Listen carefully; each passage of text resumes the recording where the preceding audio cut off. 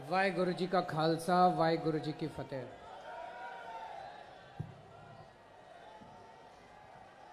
आज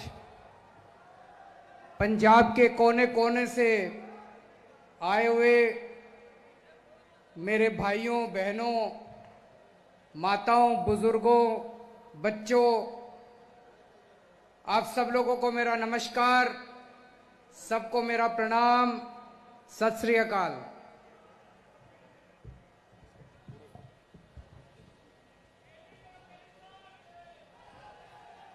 मैं देख रहा हूं दूर दूर तक जहां भी नजर जा रही है, इतने लोग आज आए हुए हैं।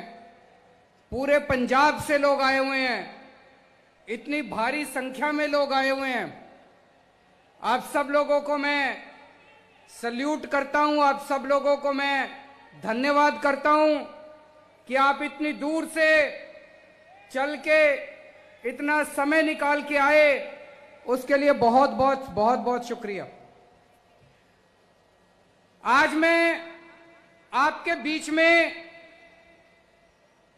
पंजाब के किसानों को सल्यूट करने के लिए आया हूं दिल्ली से। जिस तरह से केंद्र सरकार ने 3 काले कानून पास किए, मोदी सरकार ने 3 काले कानून पास किए, सबसे पहले उसके खिलाफ विरोध में आवाज निकली, पंजाब से आवाज निकली।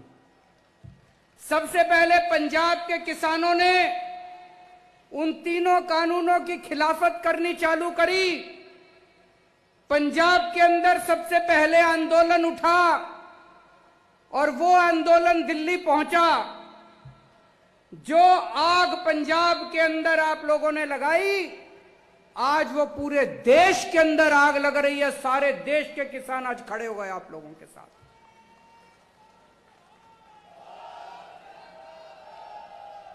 आज मैं पंजाब के किसानों को इसीलिए सल्यूट करने आया हूं। पंजाब वीरों की धरती है।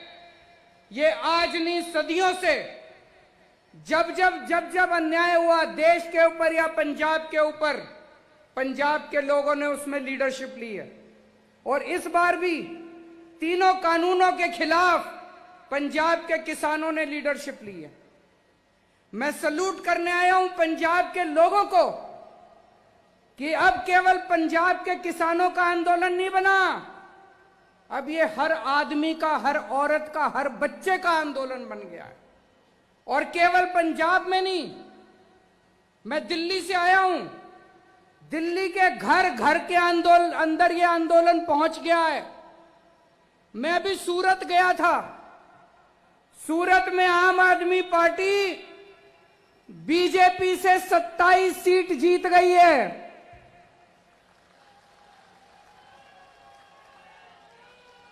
बीजेपी के गढ़ के अंदर, गुजरात बीजेपी का गढ़ माना जाता है, सूरत में आम आदमी पार्टी पहली बार चुनाव लड़ी और पहली बार में सूरत के अंदर कांग्रेस की 0, आम आदमी पार्टी की 27 सीट आई हैं। तो मैं अभी सूरत गया था। सूरत के लोगों ने मेरे को कहा कि सर, अगर आप पंजाब जाओ तो पंजाब के लोगों ने को बोल देना पूरे गुजरात के किसान उनके साथ हैं।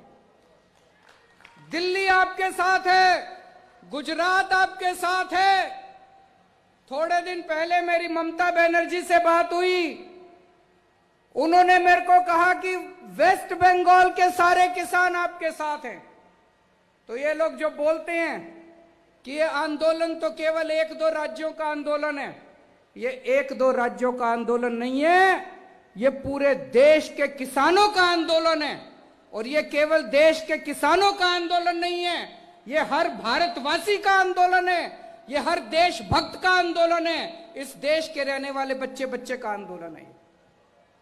इसके लिए मैं आज पंजाब के लोगों का धन्यवाद करने आया हूं कि आप लोगों ने इसको शुरू किया। शुरू से मैं इस आंदोलन में मैंने केवल समर्थन नहीं किया, इस आंदोलन का हिस्सा बनके मैंने इस आंदोलन के अंदर भाग लिया और आज उसको मेरे को हर जाना, ये हमें परेशान कर रही है मोदी सरकार, खूब परेशान कर रही है। अभी ये हमारी सारी पावर छीनने का कानून लेके आए हैं संसद के अंदर। जब पंजाब से किसान दिल्ली की तरफ चले नवंबर के महीने में, तो हरियाणा के अंदर हर शहर में इनको रोका गया, इनके ऊपर पानी की बौछारें छोड़ी गई, बैरिकेड लगाए गए, आंसू गैस के गोले छोड़े गए, हर जगह इनको रोकने की कोशिश की गई। लेकिन पंजाब के किसान कहां मानने वाले हैं? वो चलते गए चलते गए चलते गए, सारे अड़चन पार करते हुए, इनके बैरिकेड तोड़ते हुए, पानी की बौछारें पार करते हुए पंजाब के किसान दिल्ली के बॉर्डर पे पहुंच गए। जब किसान दिल्ली के बॉर्डर पे पहुंच गए तो दोस्तों मोदी सरकार ने एक बहुत बड़ा षड्यंत्र रचा। उन्होंने बहुत बड़ी प्लानिंग करी। मोदी सरकार ने प्लानिंग करी कि इन किसानों को दिल्ली आने देते हैं। जब ये दिल्ली आ जाएंगे तो 9 स्टेडियम, 9 बड़े बड़े ग्राउंड इन्होंने प्लानिंग करी, मोदी सरकार ने उनको जेल बना देते हैं और उन जेलों के अंदर पंजाब के सारे किसानों को डाल देंगे। वहां ये कई महीनों तक पड़े रहेंगे, इनका आंदोलन खत्म हो जाएगा। दोस्तों अपनी किस्मत अच्छी थी।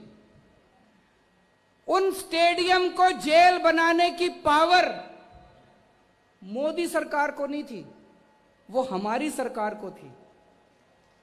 ये किस्मत थी, ऊपर वाले की कृपा है, वाहेगुरु जी की कृपा है कि स्टेडियम को जेल बनाने की पावर मोदी सरकार की नहीं थी। तो मोदी सरकार ने मेरे पास फाइल भेजी कि ये 9 स्टेडियम जेल बनाने हैं। मैंने पूछा क्यों बनाने हैं? बोले ये जो किसान आ रहे हैं इनको जेल में डालना है। तो दोस्तों हमने कहा हम नहीं जेल नहीं बनने देंगे। इन्होंने खूब फोन करे मेरे को, इन्होंने खूब दबाव डाला, खूब प्रेशर डाला, लेकिन हम नहीं झुके।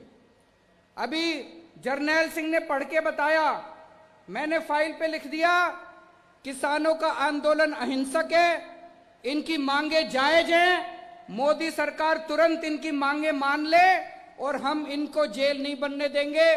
दिल्ली पुलिस की अर्जी हम लोगों ने खारिज कर दी, हम लोगों ने कैंसिल कर दी।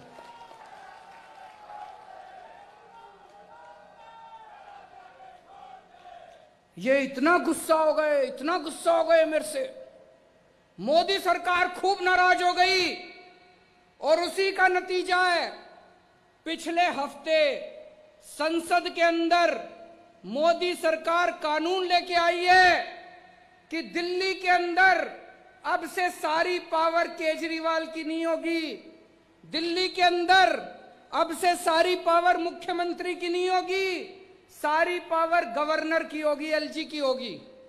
सारे निर्णय एलजी लेगा। वो हमारी सारी पावर छीनना चाहते हैं।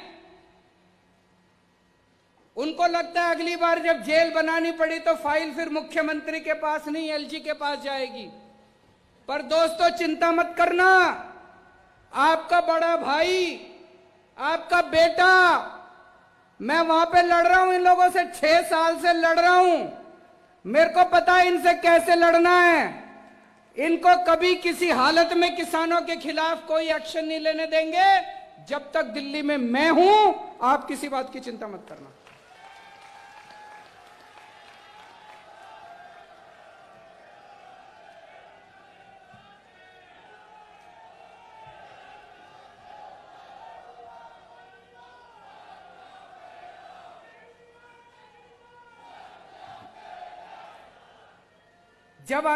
जब बॉर्डर पे किसान आके रुक गए,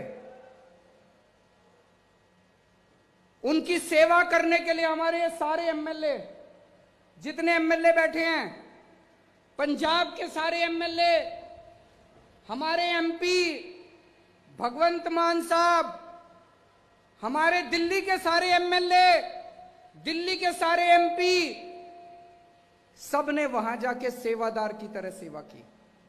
मैंने सबको बोल दिया, वहां जाओगे पार्टी का झंडा नहीं लेके जाना, पार्टी की टोपी नहीं पहन के जाना, पार्टी का नाम भी नहीं लेना, केजरीवाल का नाम भी नहीं लेना, सेवादार बनके वाहे गुरु जी का नाम लेके किसानों के बीच में जाके सेवा करना।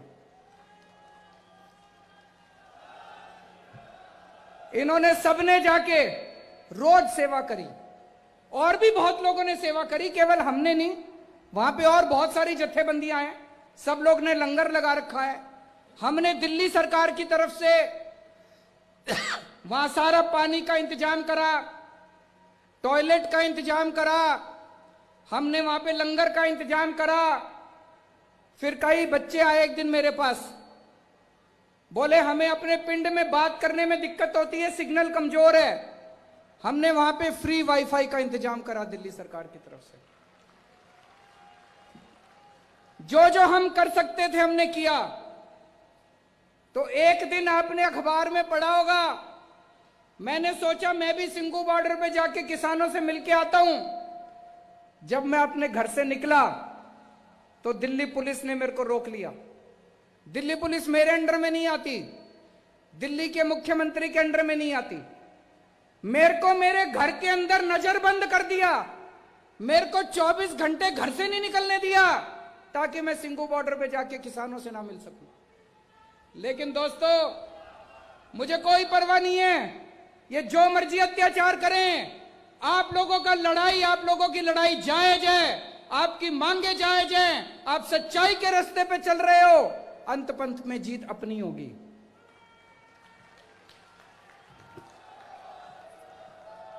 इन्होंने आंदोलन को, किसानों को बदनाम करने की कोशिश करी। कभी कहते हैं खालिस्तानी है, कभी कहते हैं आतंकवादी है, कभी कुछ कभी कुछ, किस्म किस्म के इल्जाम लगाए आंदोलन के ऊपर। लेकिन देश की जनता देख रही है, इनका एक भी नहीं चली। आम आदमी पार्टी ने, इनके जितने बीजेपी के नेताओं ने गालियां दी, जितने बीजेपी के आगुओं ने हमारे किसानों को गालियां दी, आम आदमी पार्टी ने इनके ऊपर 70 केस कर रखे हैं, इनके सारे बड़े बड़े नेताओं के ऊपर केस कर रखे हैं। मुझे पूरी उम्मीद है ये जितने लोगों ने गालियां दी है, एक दिन ये सारे जेल जाएंगे जब आदेश पारित होगा।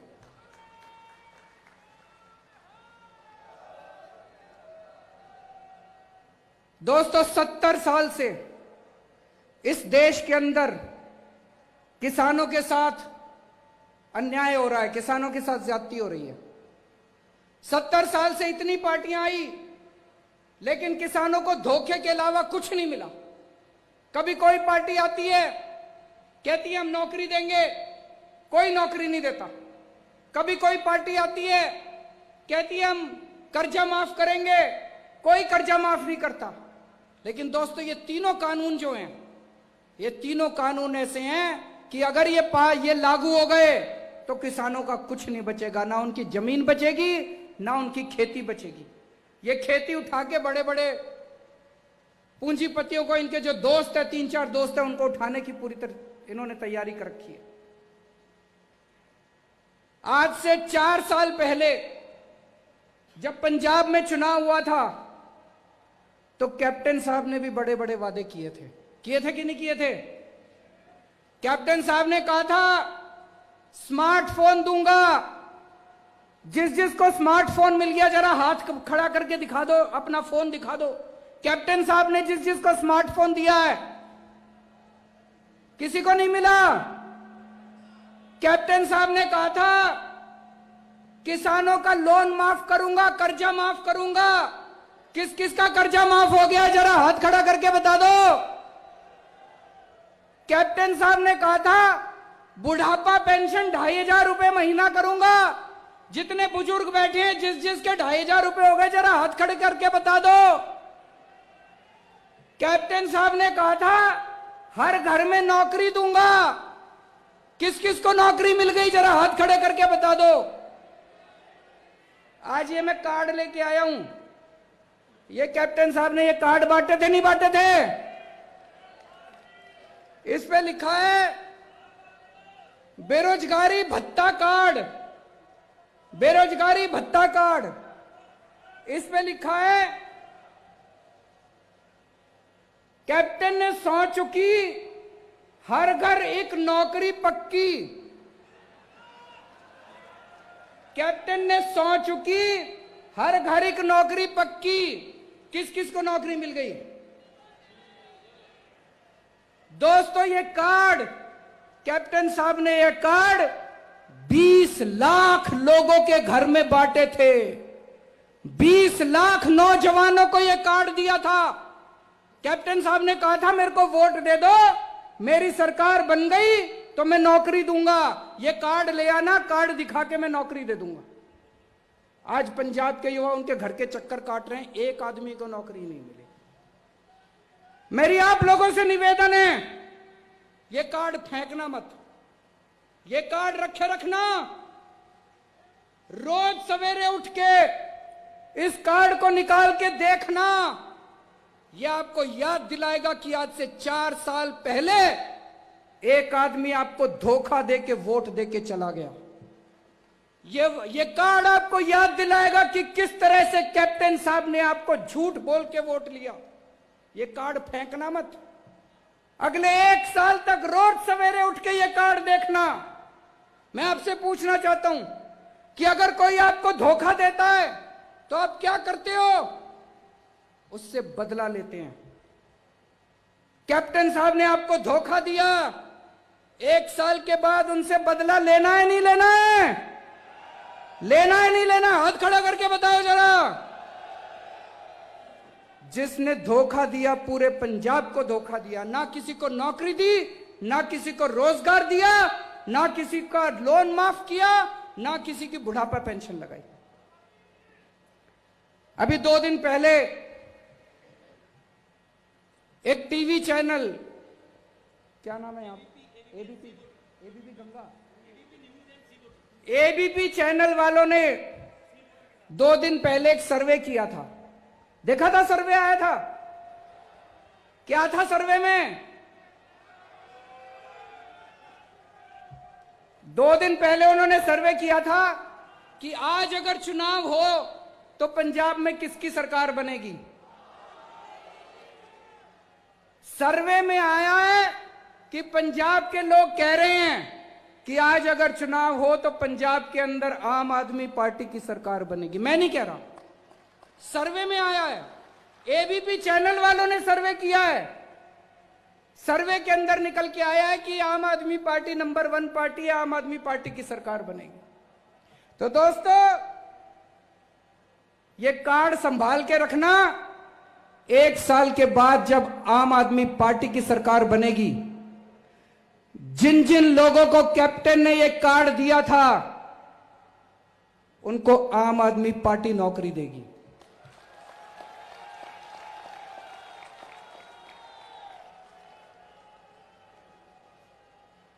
जिन जिन लोगों को कैप्टन ने ये कार्ड दिया था, जब तक नौकरी नहीं मिल जाती तब तक आम आदमी पार्टी की सरकार आपको बेरोजगारी भत्ता देगी।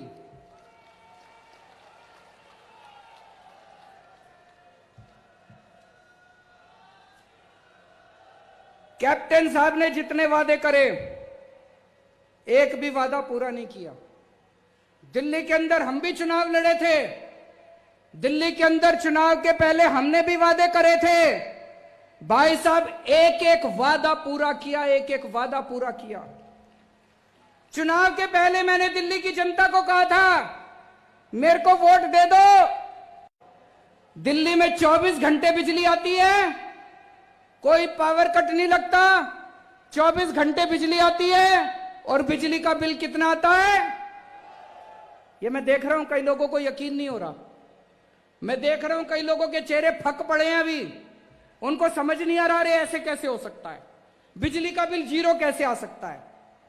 भाई साहब, दिल्ली में 73% लोगों का बिजली का बिल 0 आता है, उनके घर बिजली का बिल नहीं आता। उनके घर बिजली का बिल नहीं आता, 24 घंटे बिजली आती है, चमत्कार है ये। और पंजाब के अंदर इतना बिजली का बिल आता है।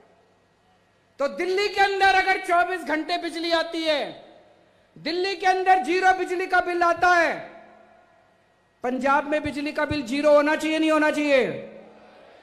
ऐसे नहीं होगा, जोर से बोलना पड़ेगा। हाथ खड़े करके बताओ, बिजली का बिल 0 होना चाहिए, नहीं होना चाहिए? दिल्ली में हो सकता है तो पंजाब में क्यों नहीं हो सकता? कौन करेगा? कौन सी पार्टी करेगी? कौन सी पार्टी करेगी?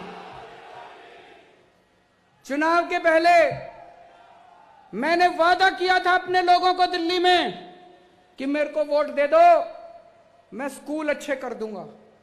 आज दिल्ली के सरकारी स्कूल इतने शानदार हो गए, इतने शानदार हो गए।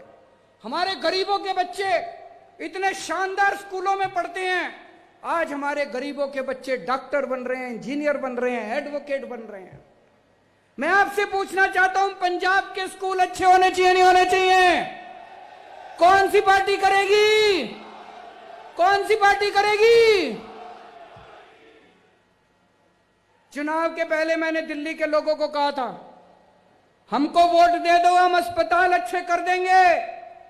आज दिल्ली के अस्पताल इतने शानदार हैं, भाई साहब, अगर 15 लाख रुपए का भी ऑपरेशन हो, दिल्ली के अस्पताल में फ्री में होता है, एक पैसा नहीं लगता, सारी दवाइयां मुफ्त, सारे टेस्ट मुफ्त, सारा इलाज मुफ्त, सारे डॉक्टर मुफ्त, और इतने शानदार सरकारी अस्पताल हैं। पंजाब में होना चाहिए, नहीं होना चाहिए? कौन सी पार्टी करेगी?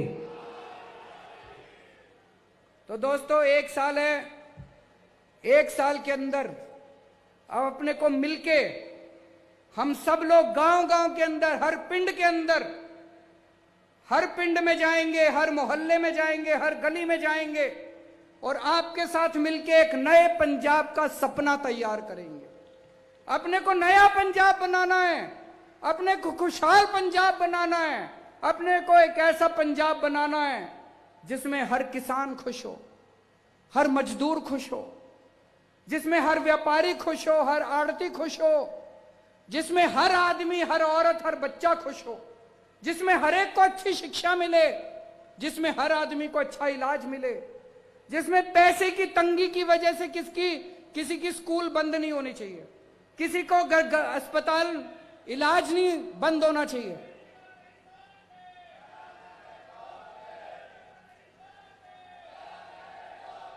तो हम सब लोगों को मिलकर एक ऐसा पंजाब बनाना है। अगले 1 साल में हम सब मिलकर एक ऐसे पंजाब का सपना तैयार करेंगे। उसके बाद आम आदमी पार्टी की सरकार आएगी और आपके साथ मिलके पंजाब को एक नया पंजाब बनाएंगे, खुशहाल पंजाब बनाएंगे। एक बार फिर से मैं पंजाब के किसानों को कहना चाहता हूं, पंजाब के लोगों को कहना चाहता हूं, हम तन मन धन पूरी तरह से, मैं, मेरी पार्टी, मेरी सरकार किसानों के साथ है। और जब तक ये तीनों कानून मोदी सरकार वापस नहीं लेती, हम चैन से नहीं बैठेंगे। बोले